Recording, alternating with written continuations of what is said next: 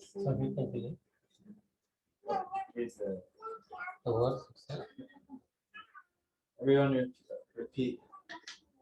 Shri Bhagavan Vacha. Shri Bhagavan Vacha. Lokasmin Dvidhanistha. Pura Prokta Maya Naga. Jnana Yogena Sankhyanam. Karma Yogena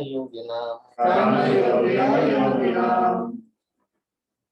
Like to read the translation. Yeah, anyone can read the translation. The Supreme Personality of Godhead said, O sinless Arjuna, I have already explained that there are two classes of men who try to realize the self. Some are inclined to understand it by empirical philosophical speculation, and others by devotional service. In the second chapter, verse 39, the Lord explained two kinds of procedures, namely Sankhya Yoga and Karma Yoga, or Buddhi Yoga. In this verse, the Lord explains the same more clearly. Sankhya Yoga, or the analytical study of the nature of spirit and matter, is the subject matter for persons who are inclined to speculate and understand things by experimental knowledge and philosophy. The other class of men work in Krishna consciousness, as it is explained in the 61st verse of the second chapter. The Lord has explained also in the 39th verse that by working by the principles of Buddhi Yoga or Krishna consciousness, one can be relieved from the bonds of action. And furthermore, there is no flaw in the process.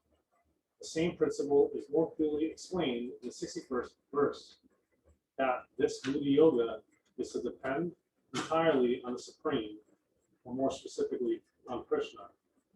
And in this way, all the senses can be brought under control very easily. Therefore, both the yogas are interdependent as religion and philosophy. Religion without philosophy is sentiment, or sometimes fanaticism, while philosophy without religion is mental speculation. The ultimate goal is Krishna, because the philosophers who are also sincerely searching after the absolute truth come in the end to Krishna consciousness. This is also stated in the Bhagavad Gita. The whole process is to understand the real position of the self in relation to the super self. The indirect process is philosophical speculation, by which, gradually, one may come to the point of Krishna consciousness. And the other process is directly connecting everything with Krishna in Krishna consciousness. Of these two, the path of Krishna consciousness is better because it does not depend on purifying the senses by a philosophical process. Krishna consciousness is itself a purifying process, and by the direct method of devotional service, it is simultaneously easy and sublime.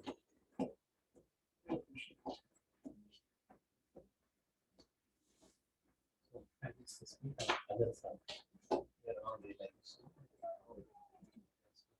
Just you speak the ultimate realizations, and then we can maybe you can ask us questions. So two kinds of processes have been described here. One is Jnana Yoga. Jnana Yoga means if you say linking, but Jnana, knowledge, that you speculate, empirical knowledge by self-experimentation. We see that this world is like this, but it is concoction. It is not in the material way. We cannot imagine about Krishna, cannot think about Krishna directly. Maybe experiments we may do, or we may have some way that who is the supreme, or what is our relation, why I'm here. So self-realization, that's knowing our relationship with Krishna, who we are. But that is by our speculation, we cannot understand that. Just like mother and child, unless the child asks, who is my father? Child would not know that. He may speculate, he may think over, he may go for asking many people, but ultimately it is up to the mother. So here mother is Krishna, by whom we are here. So if we take his instruction directly, a direct method and indirect method. After indirect method, gradually, you may understand Krishna. Just like scientists, they are trying to understand the nature. But what about supernature? Beyond the nature, beyond this material world, there is a spiritual kingdom. In a spiritual kingdom, we don't have experience. We have four defects that you all have learned before. Four defects means we have illusion, we make mistakes, we try to cheat others, like, and in imperfect sense perception. Our are not complete. So we cannot understand, even the material world we can't understand. What to say about the spiritual world, which we have no knowledge. So better to have ascending process and descending process. One is Arohan means you climb up, and another is Avarohan. Avarohan means coming down. So the knowledge which has come down from Krishna through the scriptures, through the saintly people, through the Guru, and through so many other things that he has given us, then that is clear cut, that is very easy. You just accept it and work on that. So it is a fast process. The other method, Sankhya Yoga, analytical study. So Sankhya Yoga was given by Kapil. Kapil Dev. He gave that very to his mother Devuti. There is another Sankhya philosophy by an impostor Kapil. Kapil who was not really directly. So Kapil Dev is Bhagwan himself, but imposed that was in Satyug. And now in the Kali Yuga, there was another Kapil Dev, and people think that is the same thing. But he does not bring in analytical study how many elements are there, how we are created.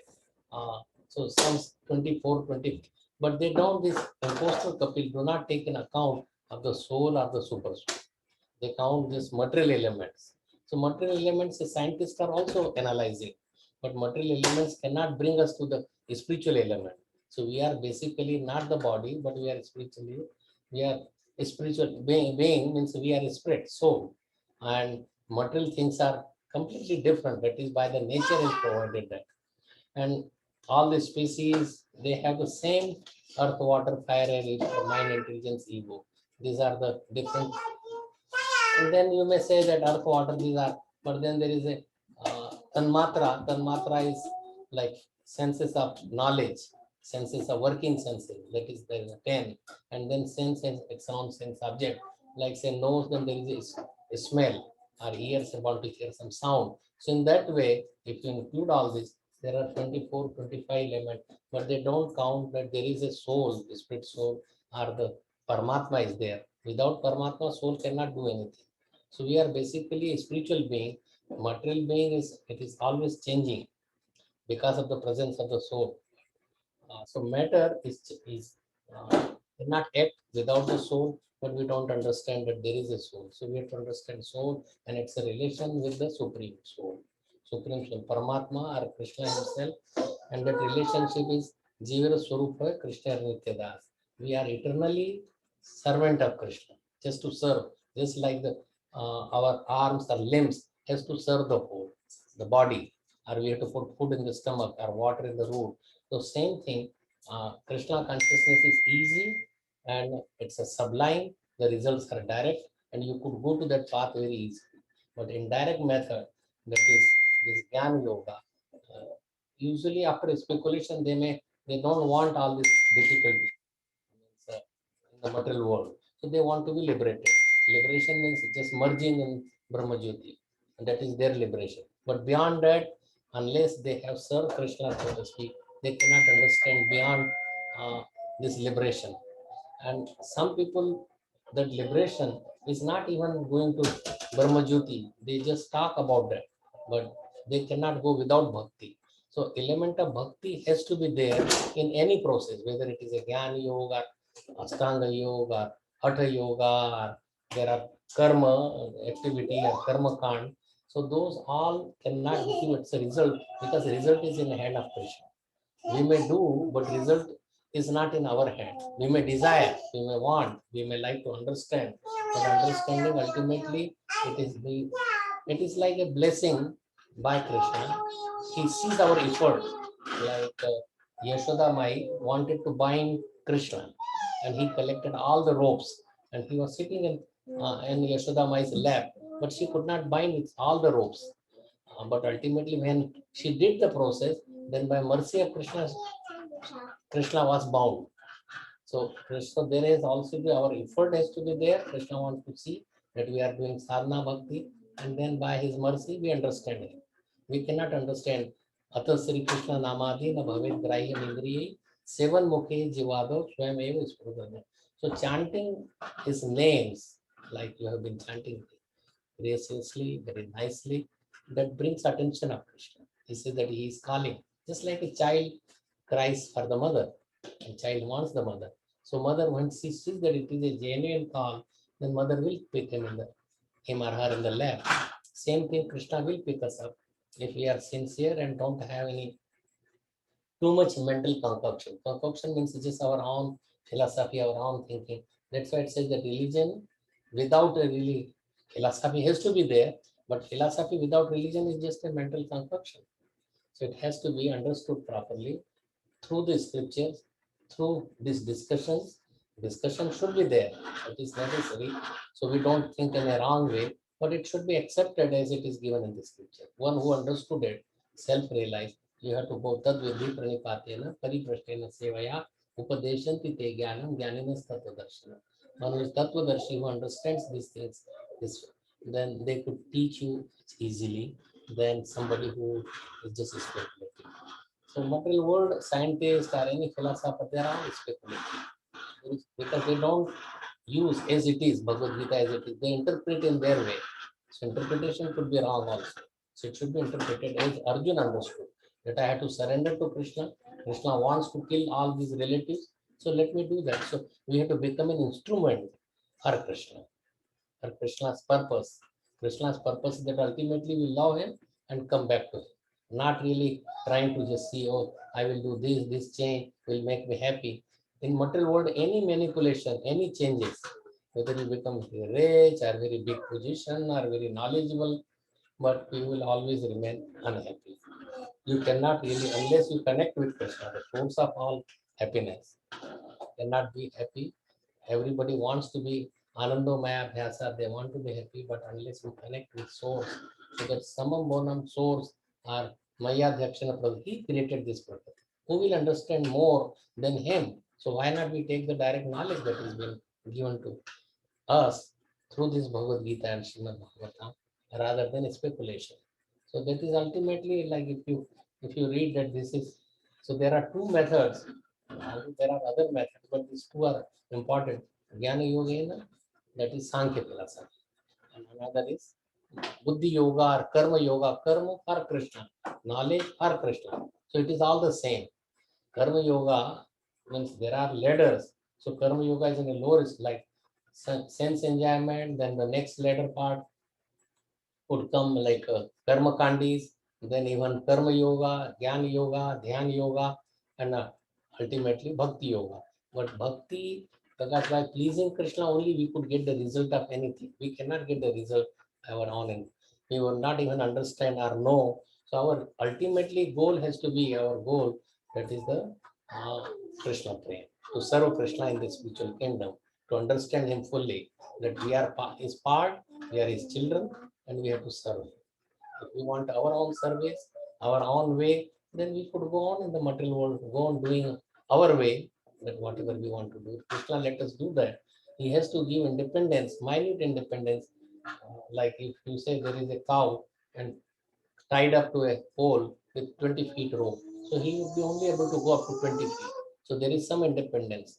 Independence is there, but love for love, there has to be certain independence that by our own choice. Otherwise, we are like a stone or we are like a robot. But other love cannot be there. It can be only developed if there is, you give some leeway for him to love. Like mother, let the child play, do not come. Then there is a loving bond.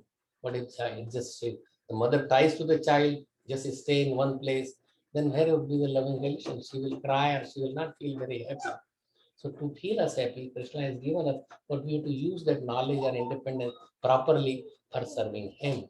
If we use improper use, like you have a knife, you could cut somebody's throat or you could cut some fruit and offer to Krishna. So he has given that liberty to us to choose one of the path.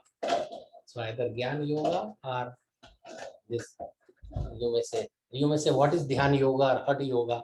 Dhyan Yoga, you meditate, but ultimately Dhyan Yoga is their aim. So there are Karma Yogis, if they are yogis, they want to go to higher planet and enjoy more by their activity, earn more, work hard. So Gyan Yogis, they speculate. That is what is been given here. Then yogi, usually when we call it yoga, yoga is this, yoga is practicing some breathing exercise and all this. That is not the real yoga what is described in the Bhagavad Gita or other places. Yoga means linking. Yoke is a, like two bulls are put together, where like what you call it? With a harness. Yeah, they are harnessed together. So that is, so we have to harness with Krishna, knowing him properly.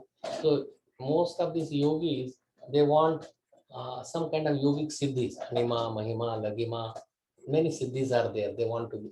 So siddhis, and so they want to be, they would like to walk on the water, or they could enter in the fire, or they could become smaller than the smallest, bigger than the biggest. They could reach any place and bring things. So those things, Krishna allows them to do it because they want that. He has created this world to fulfill our material desires, but ultimately we do get tired. It is like we don't, nobody is happy in the material. Even Brahma, Indra, or even he is kingdom of, he is the king of the heavenly planet, but he's always worried. I may have to die, my kingdom may be taken by somebody. So anybody who does some kind of like devotional service or meditation, then he tries to disturb them. So disturb their meditation, just like Vishwamitra was doing 60,000 years meditation on Krishna. That is in Satyug, they used to live 100,000 years. So, but what happened after some, Menka was a celestial girl. She came and just by the tinkling bell, this meditation was gone. But Bhakti Yoga understands that I am servant of Krishna, I must serve, and his senses are easily controlled. By your method, you cannot control senses. You cannot. So in Bhagavatam, there is a verse, Yashasti Bhakti Bhagavad Akinchena Sarvair Guner Tatra Samasate Sura Harava Abhaktasya Kuto Mahguna Manorathena Dhavatu Shobhali. So Yashasti Bhakti Bhav, just one who has a Kinchan Bhakti, means without any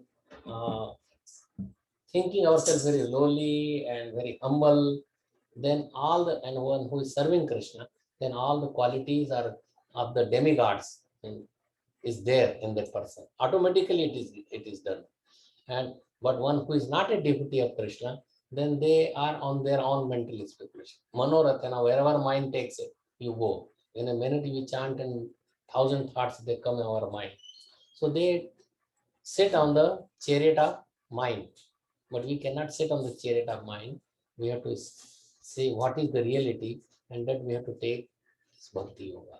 Means instruction given by Krishna, he comes as a guru, he comes through the Bhagavad Gita, the scriptures, holy dhams, holy rivers, the deity for through devotees, like singing. And easiest process for this age is what you were doing, singing the names of Krishna. Just he made it so easy because this age is so short. Manda sumanda matayo manda bhagya vipadanata.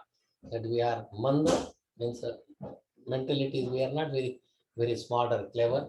Sumanda matayo means again twice it has been given that our mati, our direction, our attention is manda, is very slow.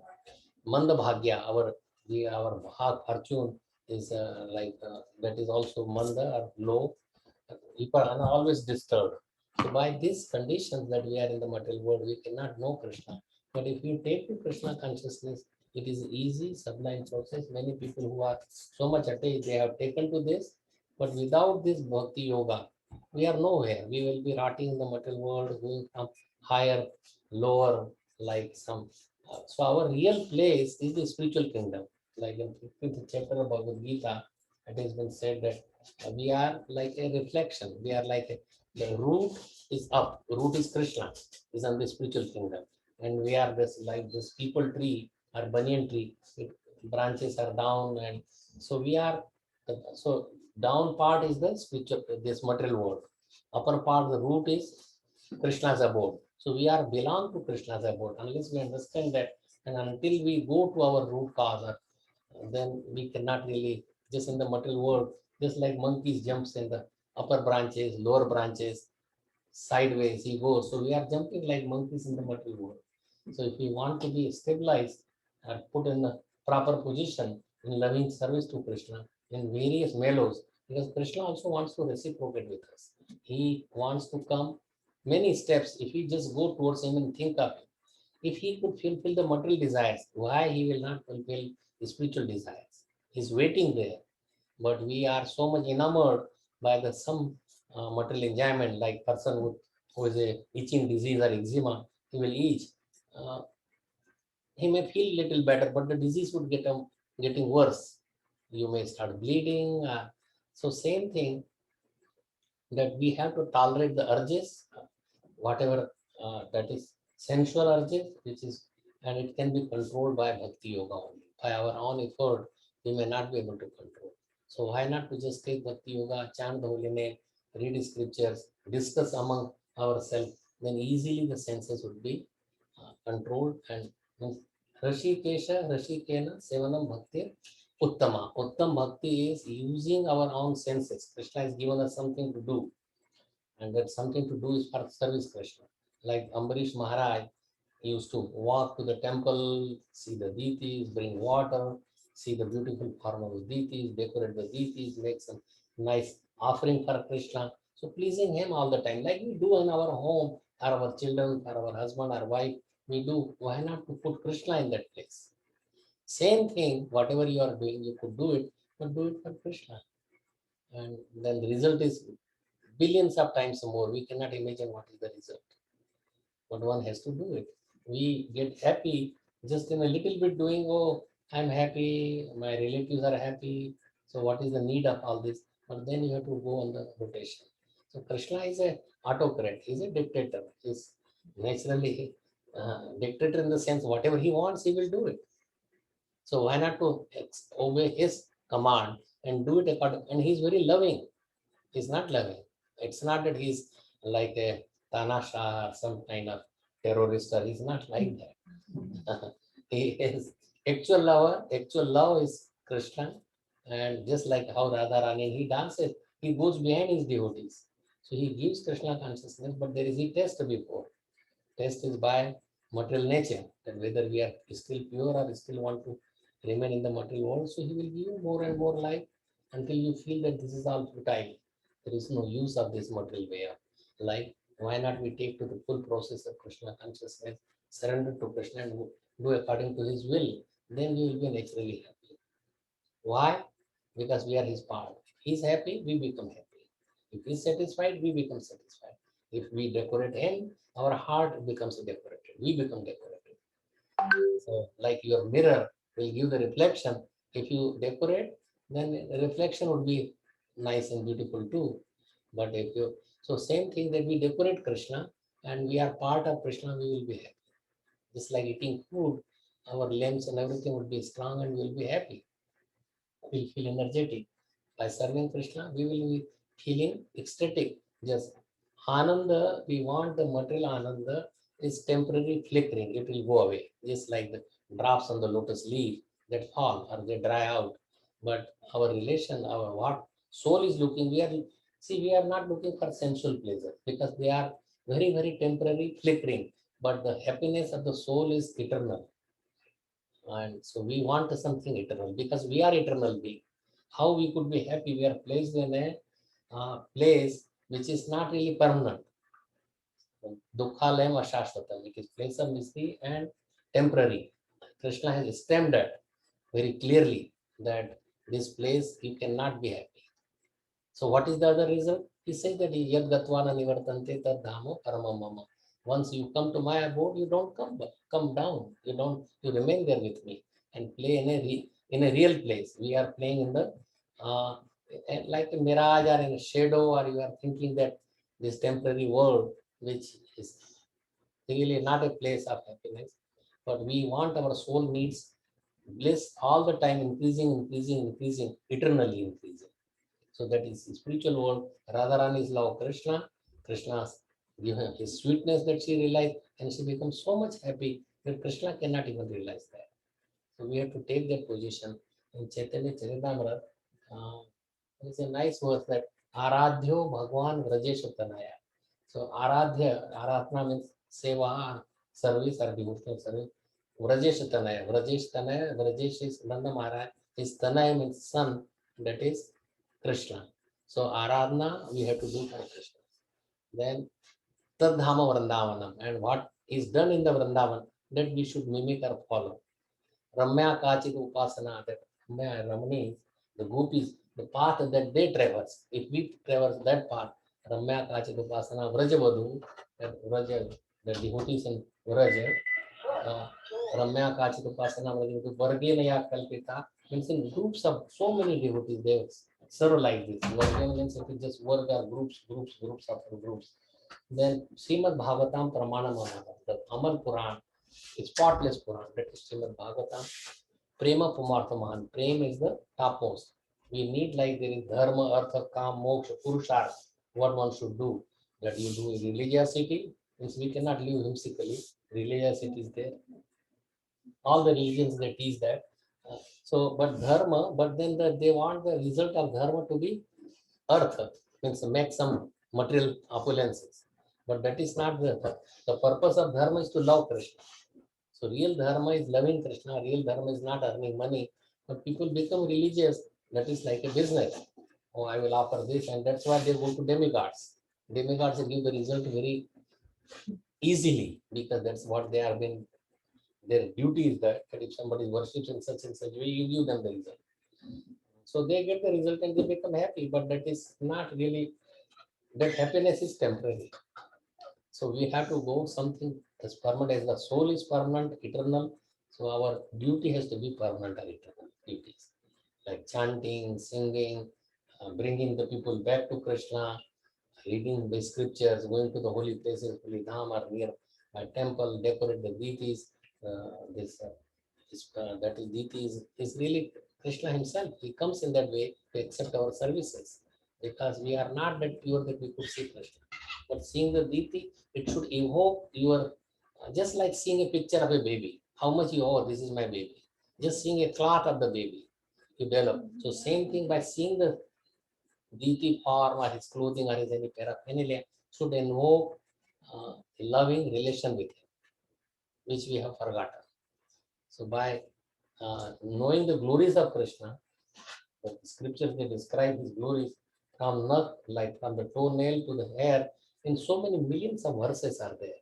If you read the scriptures, it's not just you could spend your lifetime after lifetime and cannot finish all the glories. There's Sheshnag and so many they sing with their thousands of hoods are Suresh, Ganesh, Mahesh. They all sing the glories of the Lord, but there are so much glories.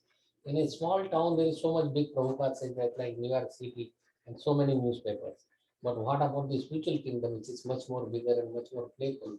How much knowledge about that is there or should be there, and it is there. So we just, at least because we have short lifespan, so Krishna has given us in a nutshell. This Bhagavad Gita and the heavenly planet is much more bigger. Bhagavatam is many, many times. The bigger the universe, bigger the knowledge. But we don't need all that. As long as we could understand that this is Krishna, I have a relation with him, I have to serve him, I'm his Dasa Dasanu Dasa. In that humble attitude, if we serve him, he becomes very happy and pleased. He even dances for a little buttermilk for gopis. So Sri Chaitanya Mahaprabhu Matamitam Tatradaru Na. There is nothing higher than this what the gopis are doing. So we could follow in their footsteps, reading Krishna book. Prabhupada gave that Krishna book before he translated our Srimad Bhagavatam, 10th canto. There are 90 chapters in 10th canto. Why did he do that? So that way people could, but only when you have finished with Bhagavad Gita and understand who is Krishna, then you can read Krishna book and our Srimad Bhagavatam. We have to understand who is Krishna. What is my relation? We cannot put him as an ordinary child or ordinary boy or playful boy or something, playboy. He is the Supreme Lord and we have to accept him as the Supreme Lord. So with that, it's an easy process, very sublime. It is not really difficult, but we have to have, just like you love your child or you want your child to love you, same thing that we love Krishna. Put Krishna, and you don't have to give up any job, anything, whatever you are doing, you do it, but put Krishna in the center. If you put Krishna in the center, then it would be easier to walk through, thread through. But if you speculate, then just like I will give you a little. One time, Chaitanya Mahaprabhu's time, there were Mukunda and his son Raghunandan. So Raghunandan, Mukunda was a government employee. So he went for some job. Then he told Raghunandan that you offer Krishna some sweet balls. And he just meditate, ask him to come. So he had never offered something to Krishna. Then he went with a plate, his mother prepared the plate and gave to, and then he was sitting there, Krishna, please come and eat. And now he has seen the prasad, the bhoga was already there, sitting there with the sweet balls. And he started crying and so much emotional that my father used to offer you and you used to eat that, you ate it. I see it, it is all there. Although his father would bring the plate and they will eat prasad later on, but he was so much firm. When he saw the so much heart, then Krishna heart him. So he came and he ate that all, the sweet balls which was there. And he brought the empty plate that I offered and Krishna ate it. His mother, maybe that his child was hungry or he ate it or whatever happened. When the father comes and says that next day, again the same thing, there was no, and he asked, what happened? He said that Krishna ate it. He showed to me. Because he had so we have to have a faith, we have to have a shraddha, that and then we have to so much cry. Then he went and then Krishna did come on his, although he did not want to show to his father, but because he was requesting, he was doubting about his son, but he came. So his Chaitanya Mahaprabhu asked this boy and father, who is the father? So uh, then he said that his father said that he is my real father because he's teaching me. And so Raghunandan is the father and I am his son because I could not do the same thing or please Krishna as he has done it. So main thing is pleasing Krishna by our endeavor, by our bhakti, by our sadhana, by our purity. Because Krishna wants a pure place to come. And purity comes by chanting, by eating proper food, by association. Because whatever place we live, we imbibe that philosophy. We live with drunkards, we will become drunkards. So we have to associate properly, and whatever job you are doing, you do it. By prarabdha, you will get the result. That is something different. That is something, another aspect. It's not that we take to Krishna consciousness for becoming very rich or becoming very famous or becoming very aristocratic. That is not the result. The result is love of Krishna. Even a common village person can please Krishna very easily with no education, rather than a big, a scholarly person may not be able to. Knowing too many verses or too much scriptures is also not needed. Krishna does not need all these things. He needs your pure heart, pure love. And since we are emotional being, we are not a dead stone or something. So that emotion should be for Krishna.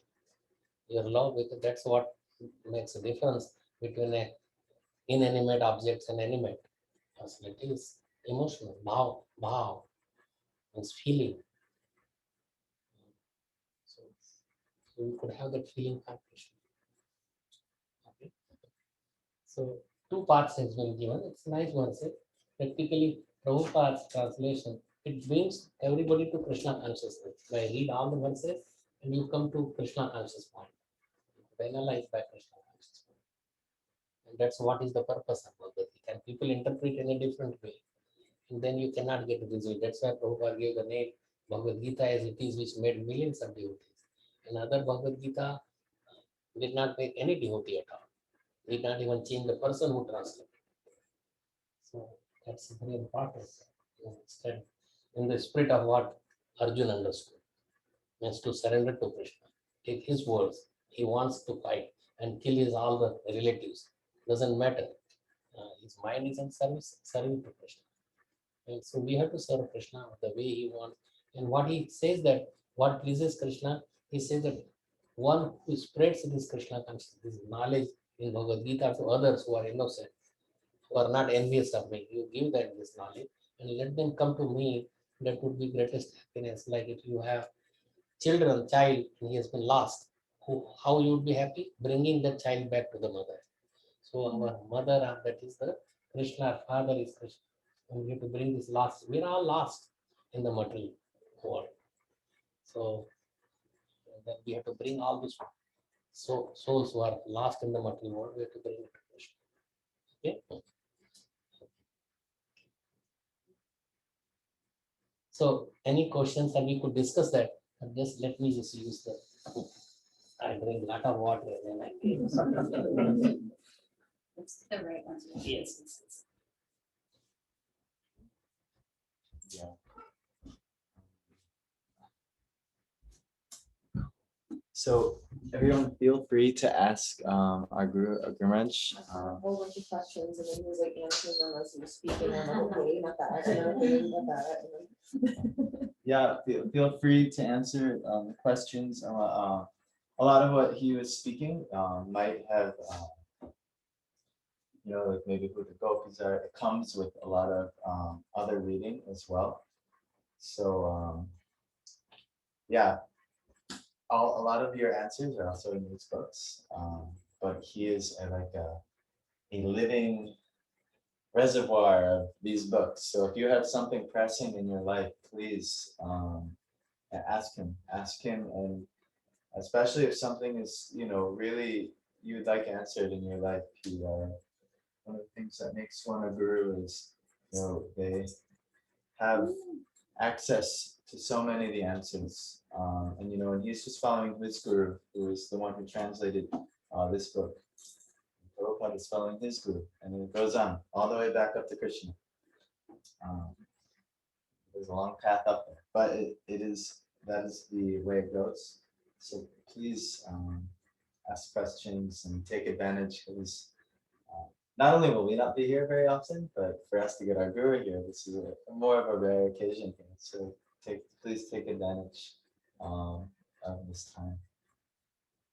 I guess I was gonna ask him, like, because I would just love reading and like such a bookworm and stuff like that. And is Jnana Yoga like I almost feel like you probably would say it could be a distraction from from bhakti, because it kind of feels like that sometimes, having so much I don't know, I just love like learning things and like knowledge and meditating on things. And I don't know, but then he was talking about the simplicity of just like bhakti, and it just is like, I thought about that. I'm like, I really overthink things. Yeah, that's a really good question. I'm sure he'll talk about it, but there's, Jnana Yoga was talking about in this verse is very, it's very difficult because you're trying to do the work yourself. You're speculating and you're trying to figure everything out on your own strength. He was mentioning we all have 4 defects, so we're not very skilled at actually finding out the truth. But what's interesting is when you practice karma yoga and up to bhakti yoga, when you do your work out of service, just like when a child calls out, like if the child is trying to figure out life on its own, it's not going to go very far, you know. But if the child just cries for its mom, the mom can teach the child so many things so quickly that it would have taken the child 10 years to learn in like 1 hour. And so if we approach Krishna, we approach God, he will be like, okay, he will take us through so many lifetimes. We'd have to, learning on our own, it would take so many lifetimes, so much meditation, so much to learn. But if we just go to Krishna, he has everything so quickly. We're just so caught up in our ego, or the false ego, think I can do it. I know everything. And you don't. You're like a child playing on the ground, like, yeah, I'll try this and I'll try that and I'll try this. But God has all the answers. It's so easy. He has everything. He's documented everything. And if you don't necessarily, you might ask, well, how do we know? This is, you just have the book of God. You read it and see, if you, that's what we are claiming, but if it's, if you want to know, then see, and see what Krishna says, see if it makes sense. And also see what Gurmaj says, because he has the, No, it's okay. Yeah, You can nice. also. I was just giving a precursor to your, Okay. so please take advantage of it and ask some nice questions. Yeah, Well- question should be there because there is always doubts and they should be cleared in a proper way rather than asking anybody who has no knowledge of Krishna, how they could answer to you. Like you need some medical question, then you go to a doctor. If you have some about cooking, go to a proper chef, who's cooking those things. So somebody who is expert in that field, they should go. Particularly spiritual field is different. It is not something material that you could understand. This Nisha Sarva Bhuteshu, that whatever is night for the karmis is a day for the jnanis or the devotee. And whatever the night for the devotees is people they sleep. Means when these two paths are completely different. These two areas that outside karmis means who just they work for some result, fruits. That is karmi. So what the result they want, that they could enjoy their senses to the full satisfaction. But that is at that time, in that kind of thought, the devotees they sleep. They don't have any desire to enjoy. There is a verse, I think 269, that verse, Nisha Sarvoteshu. Yeah. And then, so Nisha means the night time. Night time for karmis, like they enjoy in the night time. But then that is for them, they sleep for the purpose that the karmis are doing. But what the devotees are doing, they are meditating, or the karmis they have completely different. Like it's very nice verse. I will just like to read that or give you a little bit. 269, I think.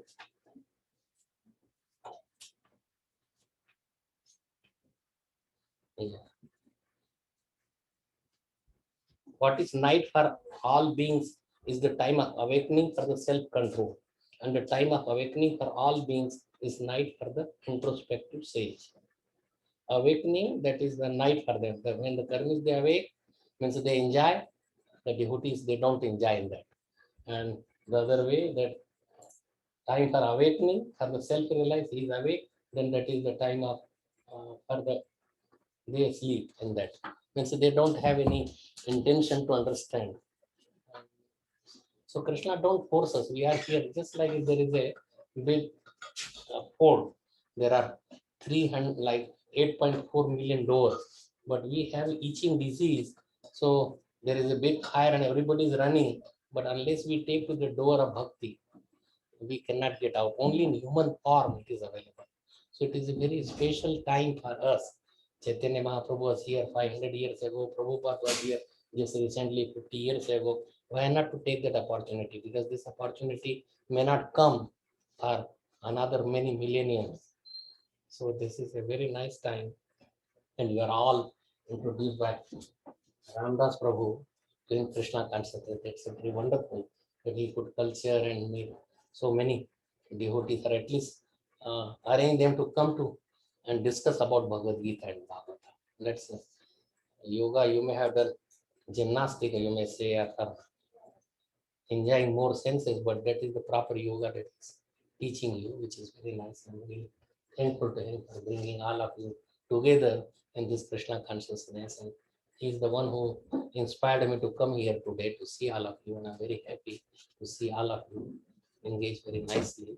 You may do whatever you are doing. I'm not saying that you are doing anything wrong. According to that will come according to our fate, destiny, or but if we add up this Krishna consciousness somehow or other, there is no loss or diminution in this place because you will take a human birth even if you don't complete. Taking birth as a human being in a very rich aristocratic family or in a devotee family. Even Brahma wants to come as a creeper or as a speck of dust, so gopis can trample that. So it's a very high position for a devotee, and you will obtain that. You will go through that. It's not just mythology or somebody has wrote it.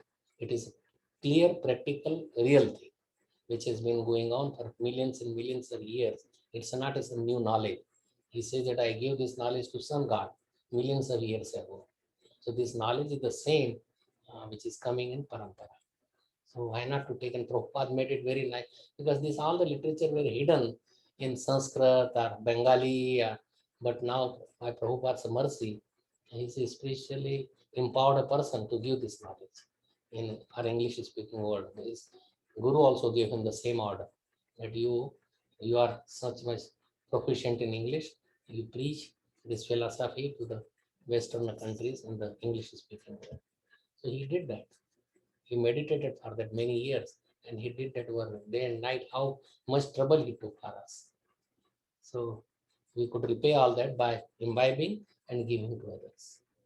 So thank you, all of you, and thank you for hosting us. I know you.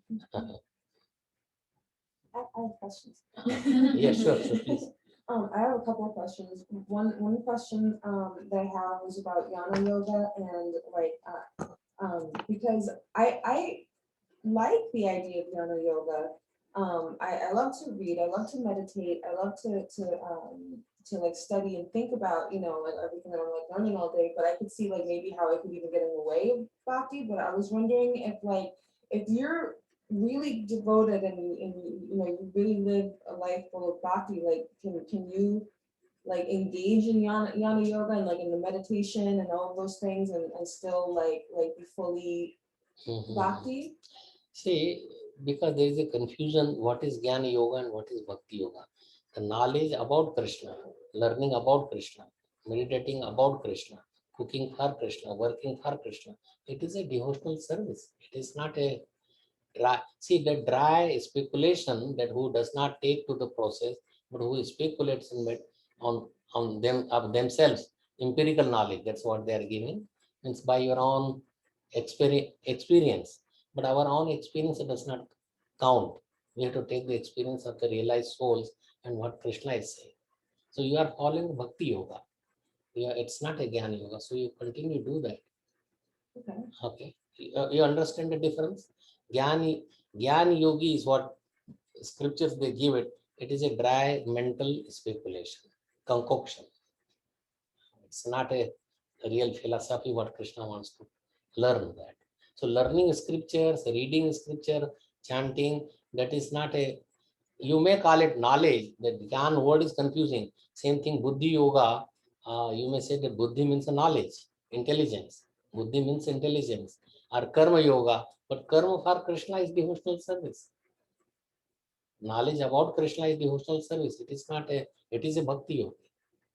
So that is just scientists or great who fight about like somebody philosopher or who come, then they will fight with another philosophy when there may be higher. They go on speculating. They will never come to the end. Just by somebody may be intelligent and may so many arguments. Arguments don't bring it to the exact what is truth. The truth is what is given by Krishna. That is absolute truth. So we take it rather than a relative truth. We take to the absolute truth. So your question is very genuine, very nice, and you are doing the devotional service. It is bhakti. Okay. And what is the other question? Yeah. So, I mean, I've sort of talked with you about this before, because when I got my Krishna statue, they gave me a free Shiva. Shiva. And then I have a really small Ganesh. He's this big in front of Krishna. And because you were talking about the other gods, you know, the people. So I was wondering, how can you know the difference? Like sometimes I wonder, like, you know, when I'm struggling with something, like, and I think, like, how can I be really of service if I'm struggling with something, and like, how do I find relief from struggling with something without having a desire to relieve it? So, like, for example, let's say I'm having money problems, let's say, and, you know, I say, oh, you know, like, you know, maybe Lakshmi could, you know, if I pray to Lakshmi, then maybe, you know, I could, you know, find some relief on these bills or something, right? But then that's a desire for money. But then if I don't take care of certain things, then, like, how can I really be of service? Like, but so how do you know the difference of when you're being, like, greedy, or if you really have, like, a need, and how do you take care of it without being, you know, desirous, Properly you know? situated. Right. Yes. Also another nice question that you are asking.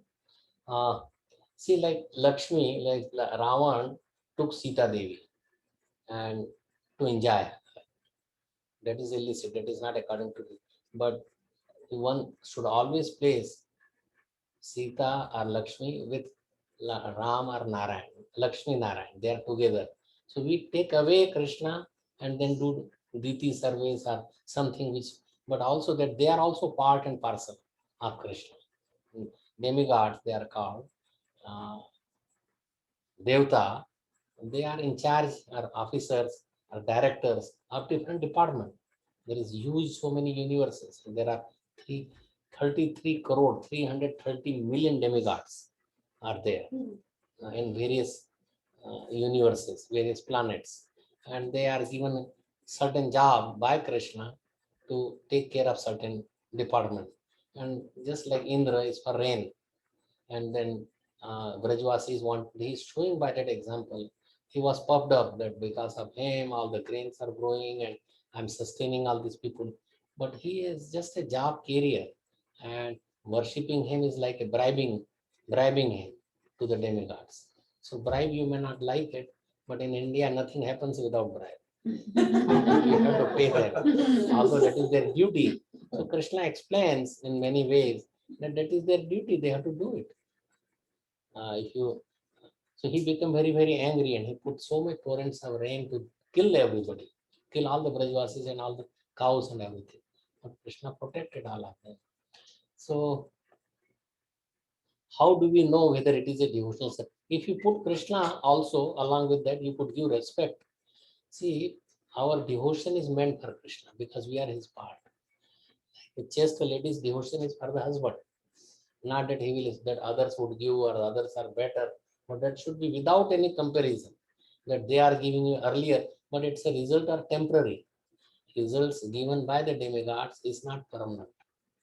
They will go away with the life, or they may put you in trouble. But result that is given, he knows what is future, he knows long term. Because suppose you get too much opulence, you may forget Krishna, and that opulence will go away with the life. Then again you will go in the material cycle. So if you don't want to go on the cycle of birth and death, then you have to worship Krishna.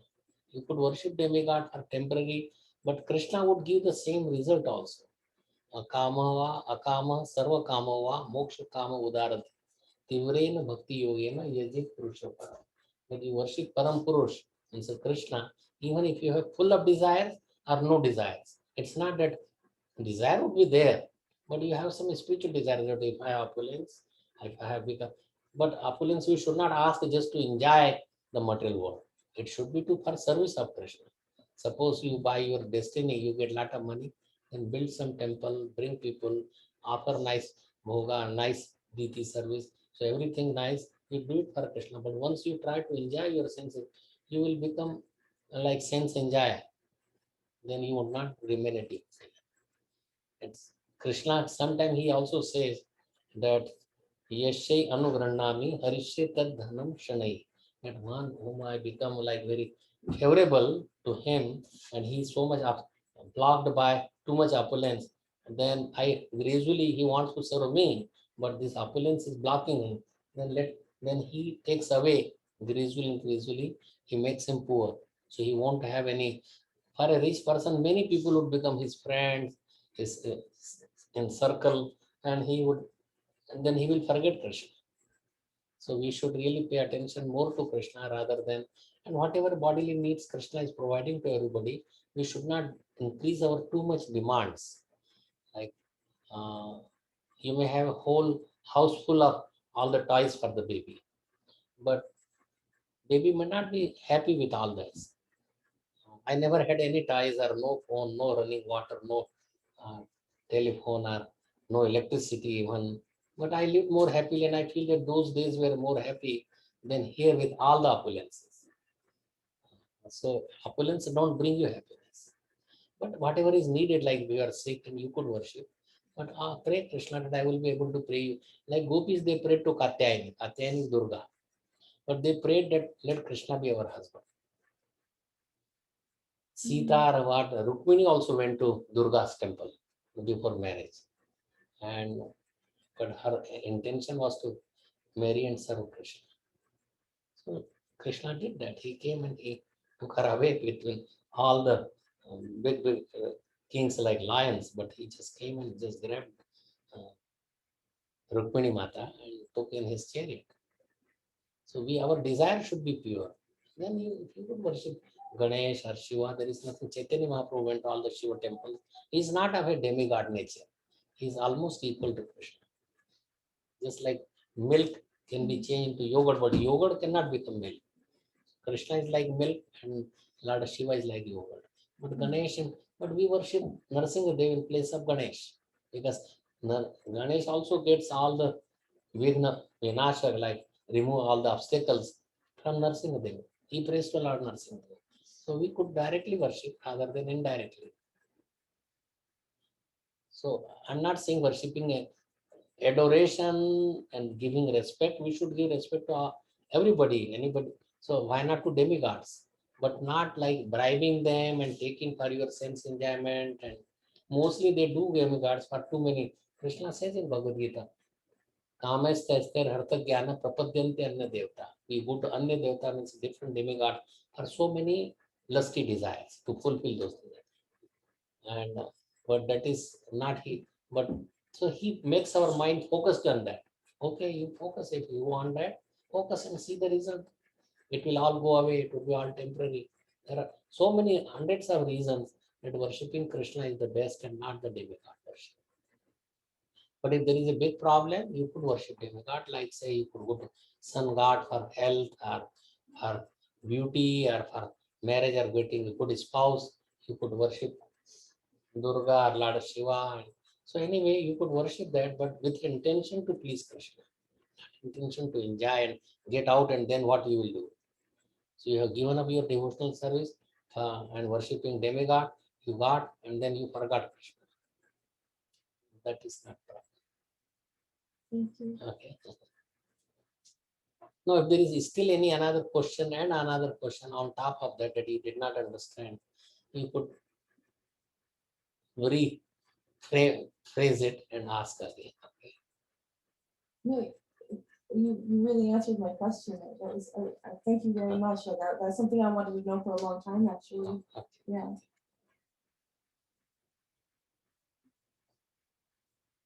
Not saying any questions.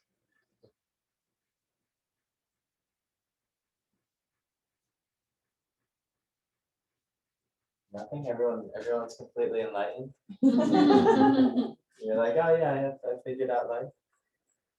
I have another question. Sure, Okay, sure. no, no, Right. no, no. No, Maria, please. I don't know how to phrase it exactly the right way. So obviously we've been reading the Gita since August. So I'm not well versed in this at all. And I have a friend who goes to India, and I was like, oh, I read this part of the Gita, and I said something about Krishna, and she looked at me like she had no idea what I was talking about, and I was like, do you not So everyone who, you said this is as it is. What is the difference between this Gita? Because it seems like there's many versions. Mhm. So can one person read the Gita and have a whole completely different interpretation and miss like chapter 15, like because I came in during chapter 15. So I came in at the end and then went to the beginning. It's And- Purushottam. And it was like, the person that I was speaking to had no idea, and I was like, are we talking about the same book? So it was really interesting for me. And then when we went to Krishna Kitchen, there was a bookstore across the street, and I saw a book, it said something Gita, and I got it, and Prema was like, no, that's not. And I was like, but it says Gita on it, and it was like a completely, I just opened it a little bit, and I didn't, it was complete, it was just, it had a different feeling, it didn't give me like the same thing. So what, does it depend on who interprets it, and what makes this different than all the other interpretations and versions? Very good question. So there are more than 1,000 versions, like people who translated and interpreted their way to give their opinion. Like say, even Mahatma Gandhi, who is a devotee, somewhat devotee, he chanted Ram's name at the time of death, and he was like there was a bullet, and then he said, Ha Ram.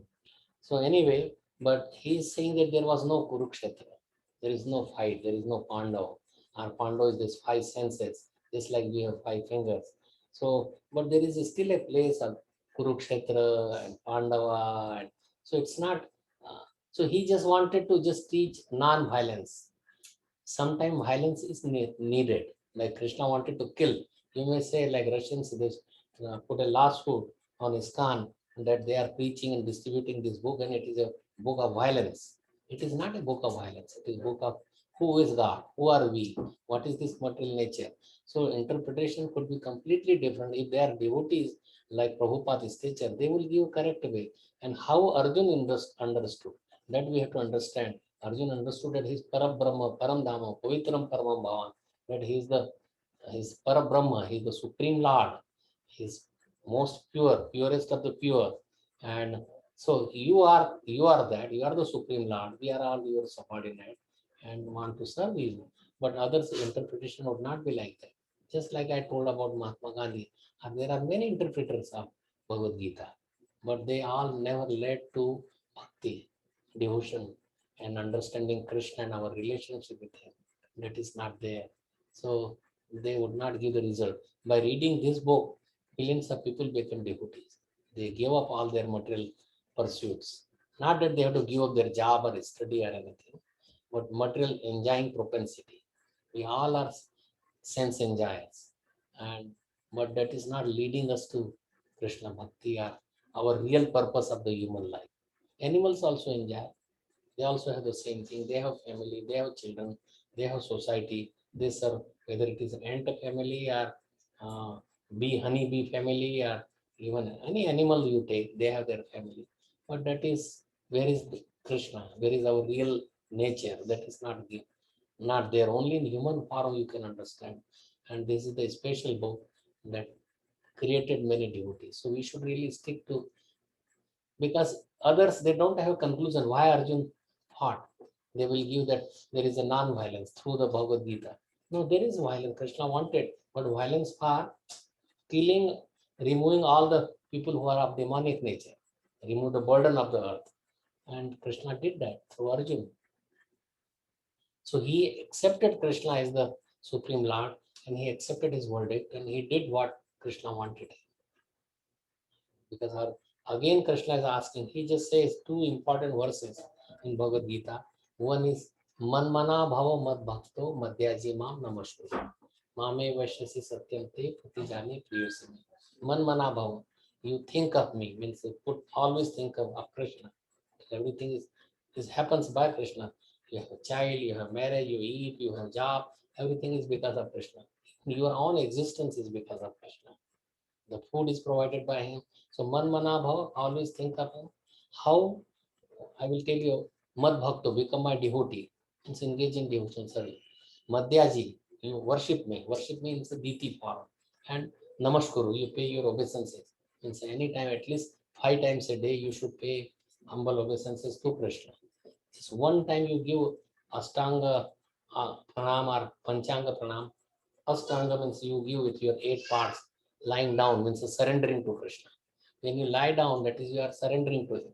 So its result is like 10 Ashwamedh Yajna. In olden days, they used to do Ashwamedh, sacrificing a horse, an old horse, and bringing up a new one. That was test of their mantras. They used to offer that. And so much result is there just by paying one time obeisance to Krishna. So, uh, so what I'm just saying, that worshipping Krishna, reading this book is some completely different than what others are interpreting, because they are not devotees themselves. This is want to be famous. I wrote book, I did this. What does it mean? Their own way, views, not Krishna's views. They are giving their own ideas, putting through the name. Sometimes these scriptures are written by Vyas, but it is not Ved Vyas who wrote 18 Puranas. There is a Durga Puran and so many. There are only 18 Puranas, but they put another, oh, there is another Puran. Just to become famous like the Vyas, because Vyas is famous, he wrote all the Vedic literatures. So they give that another name and they translate. And Mayavad translation is another biggest thing. That's illusory. Mayavad is they thinking that Krishna has no form, no qualities. It is just Krishna is means they don't even take that he's just like a light. He has no personality. No personality. But how come Krishna is, if he has created so many persons, so much individuals, why he has no individuality? He's a person. He has some liking. Yes, and we have to do according to what he likes, not according to what I like. So we will be happy by pleasing Krishna, not by independently ourselves. And that's a much simpler way that Krishna, you please accept. I am just your servant, engage me in your service. Hare Krishna mantra itself means that, oh Srimati Radharani, please engage me in the service of the Supreme Lord. So we are just all the time repeatedly saying, when service is there, then we don't want to do it. We should be sincere and honest to ourselves that I am praying to the Lord for engaging us in the service. And if we engage in his Krishna service, which is not difficult, it does not demand something that we cannot do it. Here, some boss or may give some job which we may not be able to do it.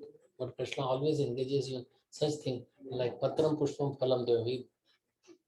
Vehemently, he says that just you give me some water, leaf, flower, or fruit, I will accept it. But there has to be love. Bhakti Upahrata Ashnami. Even he says that I'll eat water. Like there is, when we offer Patram, when that is leaf, like Tulsi Pushpam, like flower, Phalam, and Toyam. Phal is the fruit, and water. And Ashnami means I eat that. So even water is this I eat. It's not drinking, it's just eating. It's so nice for it. And anybody can, these are simple things to collect and offer to Krishna. He's not demanding very big things from us. So engage according to what he said. I wanted to tell you more stories about, but it will take more time. Manmana bhava means what is the meaning of how to be thinking of Krishna all the time in the mind. Mad bhakto, becoming a devotee. Means if they are sincere, they will do their worship. Become my devotee means there is 9 processes of devotional service. Madhyaji means you worship me. Yajan means worshipping. The Titi form like you have. The form of Krishna is there. Pay him obeisances. Not that he's Tata, he's our not buddy or friend, he's supreme being. He may look like a human being, but that is his prerogative to take that form. He may come as a fish or turtle or any another, or half lion, half man. So that is his prerogative. Who could stop him? Why you are coming like this? Why you are taking a form of a boar? He is independent. Why not? Who are we to put our conditioning on him? So we should be conditioned by him, not conditioned Krishna and bound him. We could bound him by love, not by ordering him. He's not our order carrier. We are his subordinate, we are his servants. We should just serve him, not demand our way. He will do our way, but if he come to that level, like the gopis, they make him dance, they make him eat, they make him do whatever, but that is by love. He could be bound by the Lord.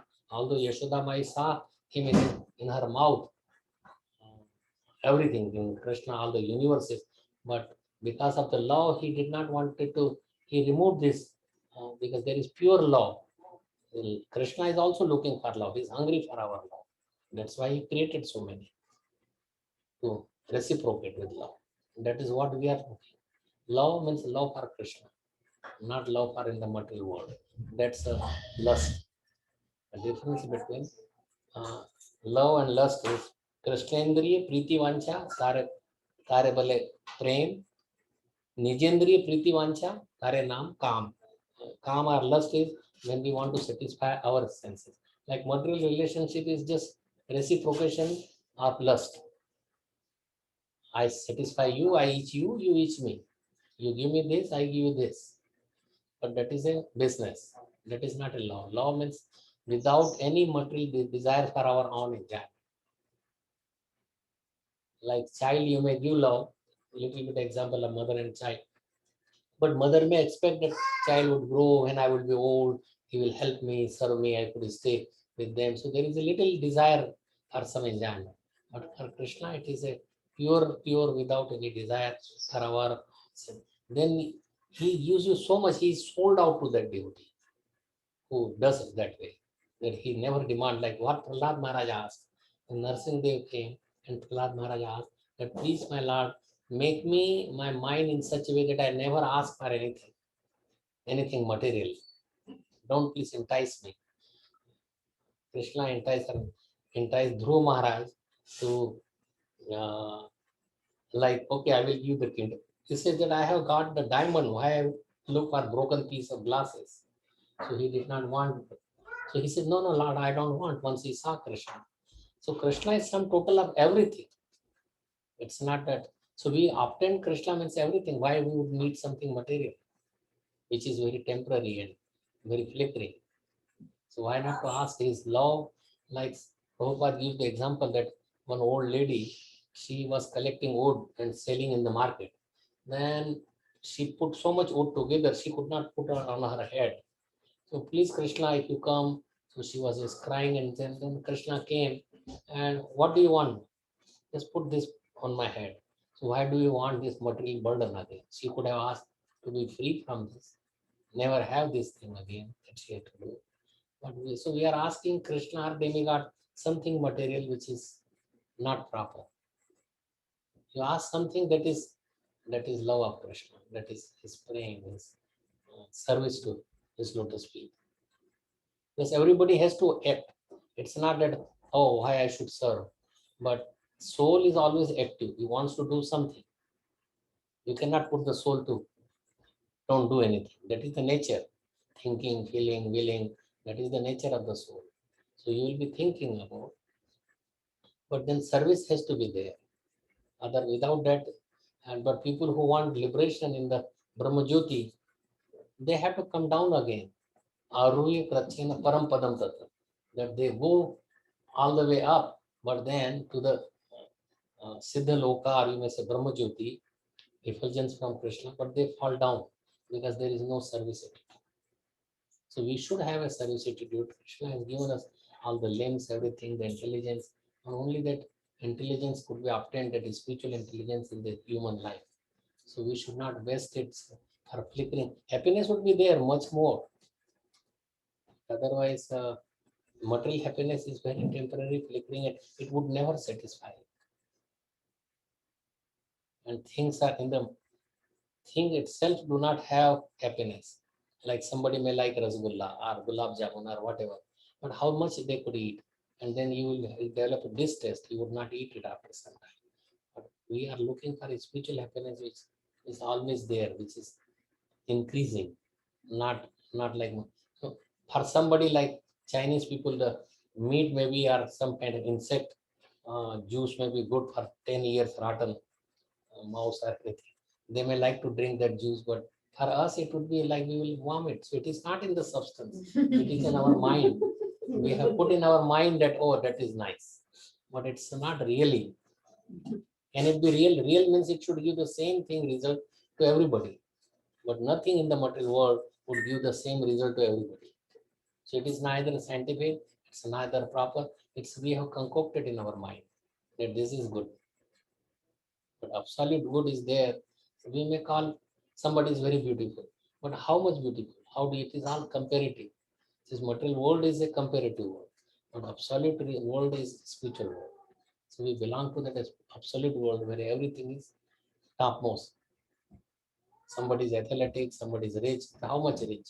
Can one have the opulence like Krishna, who owns everything? Isha Vashyam Idam Sarvam. All the material world, spiritual world, everything belongs to Krishna. But we claim it is mine, proprietor. If you make Krishna mine, then you have all the opulence. If you have Krishna, then all the opulences of all the universes is there together. How much one can enjoy? But enjoying with Krishna is something different. Material world you can't enjoy. Like this, what is his name?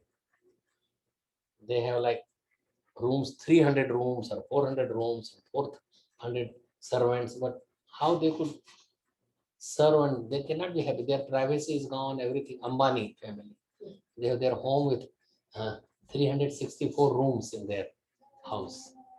And they married their daughter with spending so many billions of rupees.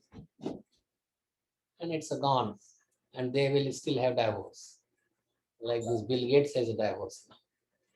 Or he had a divorce. I just read, I don't read somebody tells me. So what was the point? Where is their love has gone? So it's not the money, it is, and real love could be done only with Krishna. Nobody else, not with demigods. So I'm sorry, I saw a picture that you had one day, and it was a picture of just a random scene of people and some animals, and some people had Krishna in their heart and others didn't. But Krishna is in the heart of everyone, right?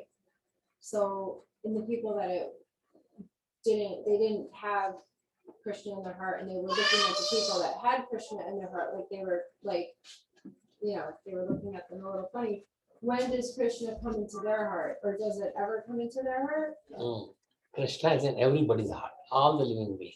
Yes, Paramatma, not only in every atom there is Krishna, and in between the atom, whatever the space is there, is there everywhere. Some realize, some don't realize it. If you realize it, and you worship him, then it's a proper. But just knowing that Krishna is there, but Krishna is there does not mean that he became Krishna. The person where Krishna is there, he does not, like say lion, has also Paramatma. In every living being, there is Paramatma. Paramatma, there is, we are soul, that is soul is Atma, and Paramatma is part of Krishna. So he is there everywhere. And so it's not that you will go and embrace that lion. You be compassionate, don't kill him, whatever, let him stay with his own way that he eats all the meat and he jumps. So let him do that. He does not incur any sin, but we do like animals, we will incur sin. Natural does not mean that what the animals are doing, we should also do. That is not natural. Natural means for our nature is different. We are not lion or we are not tiger or we are not pigs or monkeys, so we cannot jump like monkeys or like pigeons. Pigeons and monkeys, they have sex so many times. It's not at all, that is nature, they are doing, so we could do it. We will get many problems. So why not to remain in our nature? Our nature is to serve Krishna. That is our real nature. Jivera Swarupa Krishna, our real nature is to serve Krishna. So we should not, natural does not mean you see with the animals or birds or anything. We are not in that species. Everybody is a different nature. Everyone's in the what? Different nature. Oh, Their swabhav, they are made for something different purpose. So let them do it, but we should not mimic them. We should not mimic to Krishna even. So Krishna is doing like this, He's dancing with so many gopis, millions of gopis. But are we Krishna to do that? We are not. Okay, so everybody is like you cannot act even as a prime minister or even as a king of this country or president of the country. He may relieve some of the prisoners. He may give them okay, but we cannot do that. So everybody has their own limitation. So we remain in our own limitation. And but our limitation is endless if we take to Krishna. We get endless opulences if we take to Krishna consciousness.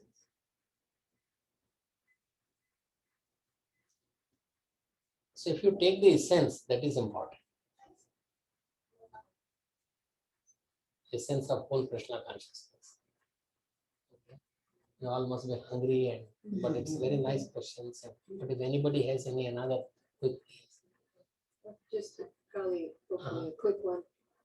So if you are having difficulties or are in need of something or, don't know how to solve something, would it be appropriate to say, how can I serve you in this situation, Krishna? Mhm. Rather than serve my own idea of how it should be solved?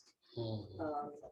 Would that be the It's a very high quality that if you just pray to Krishna, not for solving our problem, Right. he knows, he understands. Mhm. It's not that he does not know. It's just like mother knows the need of the child. Not that child has to speak, I want this. Just seeing the child, and Right. so Krishna knows he's sitting as Antaryami or Paramatma, Super Soul. He knows that. So if he wants, if feel it is good for us, he will remove that. That's why we don't have to ask separately. But for demigods, you have to do so much worship and ask them. Right. So why to go to demigod who don't understand us? Go to Krishna who is sitting there, right there. He's so close to you. And from what I have read, also, I believe that the demigods need the approval of Krishna before you can get what you want from them anyway. Definitely, So go definitely. to the source. And that energy that they are giving you is coming from Krishna. Right. So why not directly go to Krishna if you want, if you feel it's appropriate? Demigod may give you something, but that may be bad for you. Because they don't know long term what would be the result of it. Krishna knows. Okay, so you ask very nice question, very surrendered question. That's something that as a devotee would ask. That should we ask or not? Not necessary. But if it is too much difficulty, you could go and ask him also that please at least do this so that I may be a little more peaceful and serve you. So, like Prabhupada, when he was very sick, the devotees were praying that, my dear Lord, if you desire so, if you wish so, then please keep Srila Prabhupada a little longer period of time. So we could have his association. But not that, see, demanding from Krishna is like ordering Krishna. Right? So do we have that kind of position to order Krishna? In other religions, they may say, thy will be done, rather than my will be done. Mm. It's similar. His will. idea. His will, then whatever. See, we have to pay for our activity against Krishna for millions of lifetimes. So this is some of the result he is giving, and we should take it. That is good for us, that our some karma removed. But karma completely gets finished by serving Krishna. Karmani nirdhati chantuche bhaktivam. It gets burned away. By our own effort, we could never pay for our karmic reaction, good or bad. We cannot pay for that because so many seeds we have accumulated of karma that, and it does not only few of this, they fructify as a prarabdha or destiny in one life. But even if you take billions of lifetime, you cannot pay or finish because you will create new karma again and again. Like you paid for some karma, again create new karma. So how many we have been collecting more and more and more this, and we could never finish them. But how we could finish? Just by worshipping Krishna, all the seeds are burned. They would not grow back. If seed is fried, do you think that you could grow and there would be a tree? It won't fructify. It's gone. So if you want to be free from all your karmic actions and reactions, Just worship Krishna. And he sees that, and he will free us from all this kind of.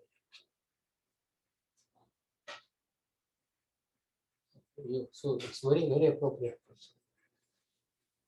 Would it be worth telling everyone that we do multiple Srimad Bhagavatam classes a week that people can want to ask more questions or hear more from, can join us. Should we tell them? Yeah.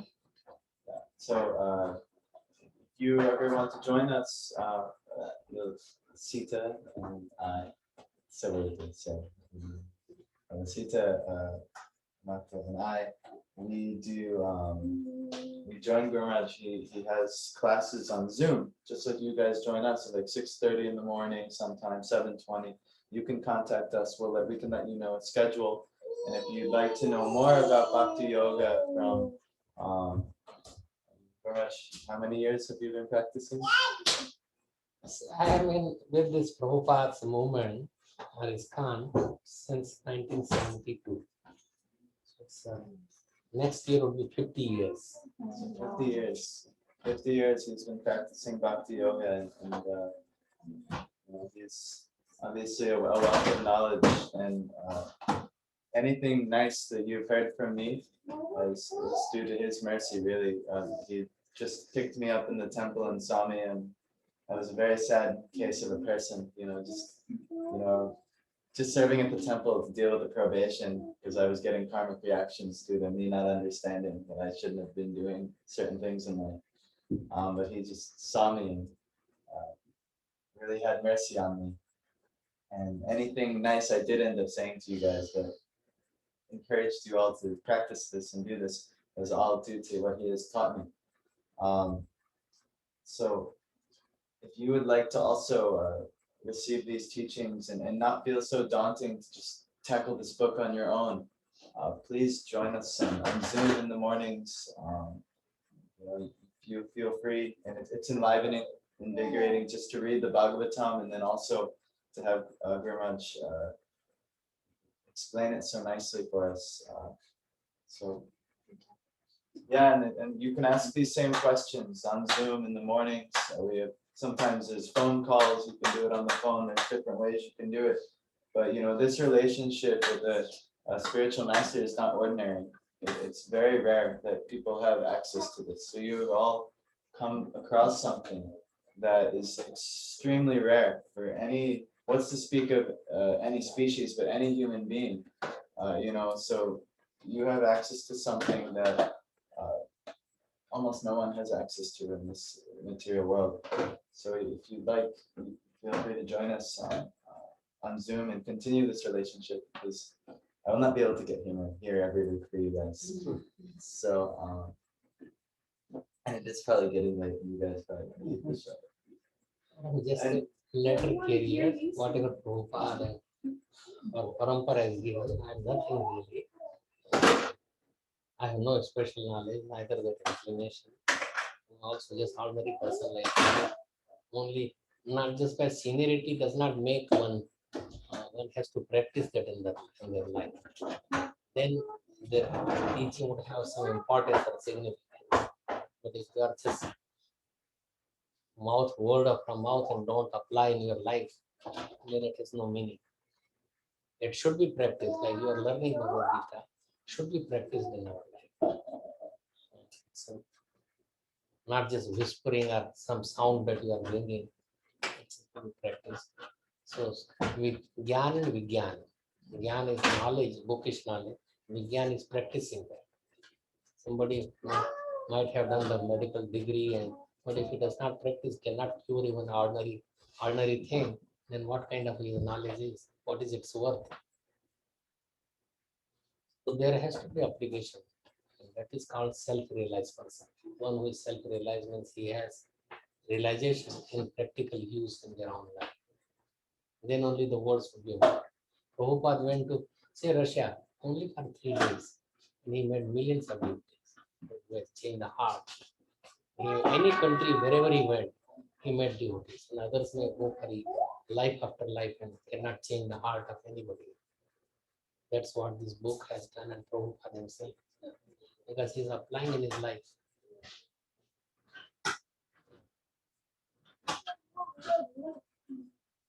So we should also apply these knowledge in our life. And my saying that you could join, that is fine, you can ask any question. It's at random, not that it's fixed, because I live sometime here, sometime in India, sometimes the timing difference is there. But you are all welcome to come to India and build a nice temple, nice guest house. British could have their own. I should have brought my brochure and picture of that. I was thinking of that. So just one building, deputy building has 100 rooms with attached bathrooms. Nice pressure rooms. So you are all welcome to come. You could retire there, you could live there, you could serve there, you could preach there, you could see the deities. And so anyway, I'm inviting all of you to please come, at least have some experience. Better part of life you want. And join there full time if the visa and other things permit. You could do so. I'm requesting all of you. Please. We'll also be having yoga, some type of bhakti yoga programs there. I'm gonna gather you all up and say, come on guys, we're all going together. So I will let him know on what day that giving Bhagavatam class or some class. Sometimes it is shorter, sometimes it is longer. You can all join. Radharaman, he came from Delaware. He took Diksha from me, both of them. Anuradha and Radharaman. So they also join and ask the question.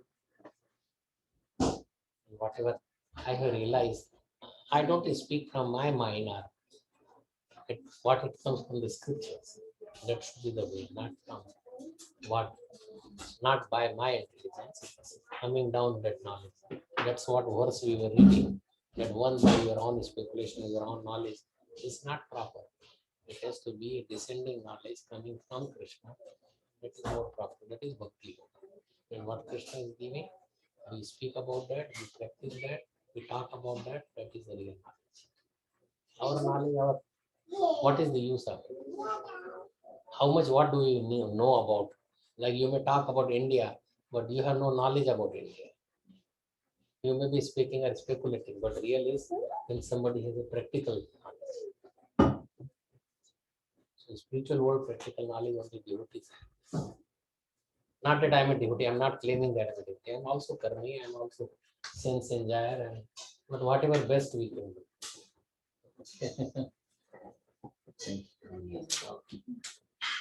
But gradually, I pray to the Lord that it go away.